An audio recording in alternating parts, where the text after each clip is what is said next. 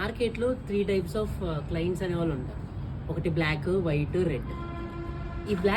ఈ క్లయింట్ ఎవరైతే ఉన్నారో వీళ్ళు 5,000, 10,000 బడ్జెట్లో ఉంటారు. వీళ్ళకేంటి మార్కెటింగ్ లీడ్స్ రావాలి, బట్ ఎవరు చేసినా పర్లేదు. సో వీళ్ళని పక్కన పెట్టేయచ్చు, వీళ్ళని టార్గెట్ చేయడం easy. Coming to the white, ఇది ఒక క్లయింట్ అయితే వీళ్ళ బడ్జెట్ 30,000 to 15,000 ఉంటుంది.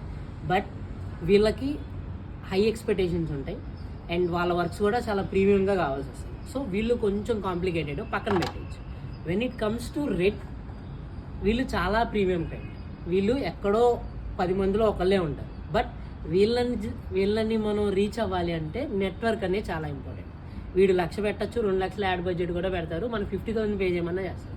బట్ వీడిని రీచ్ అవ్వాలి అంటే మనకు అంతే నెట్వర్క్ ఉండాలి. సో దీన్ని బట్టి నేను చెప్పేది ఏంటంటే, మీరు ఫోకసింగ్ ఆన్ మనీ కన్నా ఫోకసింగ్ ఆన్ నెట్వర్క్ అనేది చాలా important as a digital marketing నేర్చుకున్న పర్సన్గా.